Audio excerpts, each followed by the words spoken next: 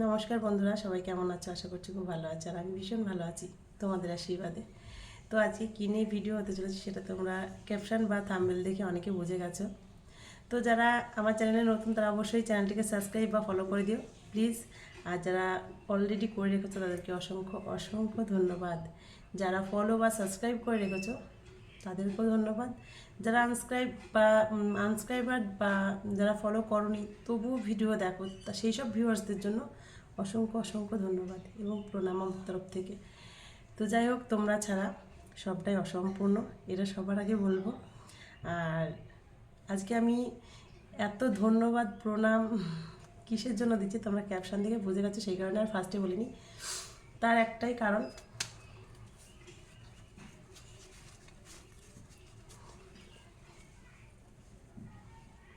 এটা এটা তার কারণ।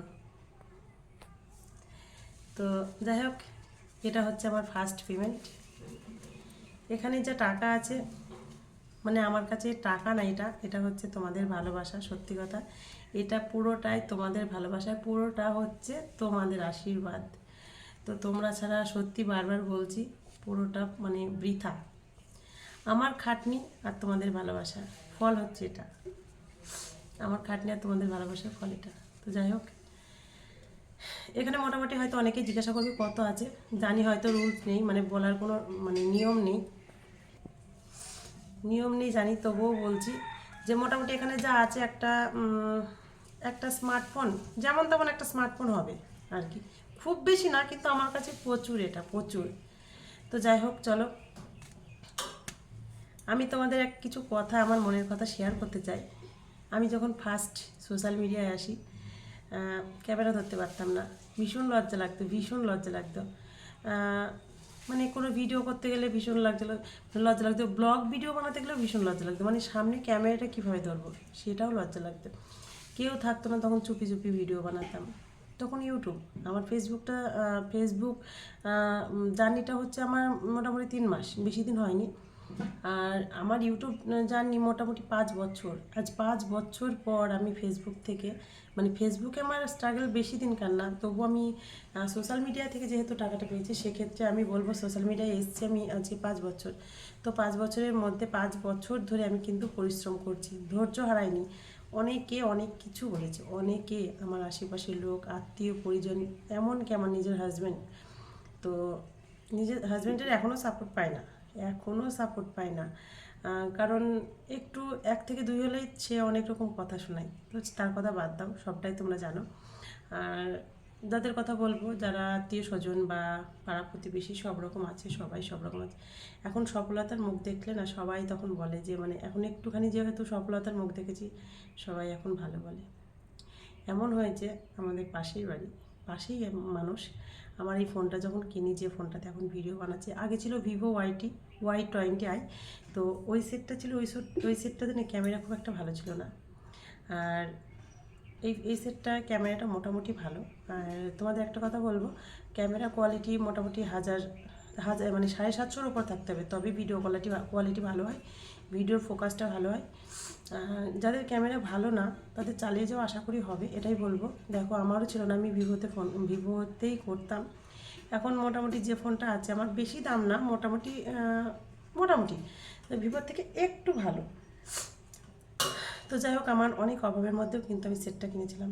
তার একটাই কারণ, আমি যে 5 বছর যে স্ট্রাগলটা করছি, আমার একটাই উদ্দেশ্য ছিল, আমি ধৈর্য আমি হারাবো না। আমার পরে যারা চ্যানেল খুলেছে, অনেকজন আমার পরে চ্যানেল খুলেছে, তাদের চ্যানেল প্রচুর টাকা মানে ইনকাম করে ফেলেছে বা প্রচুর কিছু করে ফেলেছে। তাদের দেখতে আমার মনে মনে ভাবতাম, কোনো দিন হবে কোনো দিন হবে না, এরকম ভাবতাম। আবার মনে মনে ভাবতাম, না হবে না কেন, ওরা যদি পারে আমি কেন পারবো না, এরকম ভাবতাম। তো যাই হোক, অনেক কিছু বাধা বিপত্তি, অনেক কিছু, মানে ফোনটা কেনার জন্য মানে পাশের লোকও বলেছে, ঘরে ভাত জোটে না আবার ফোন কিনেছে, এরকম পর্যন্ত কথা হয়েছে।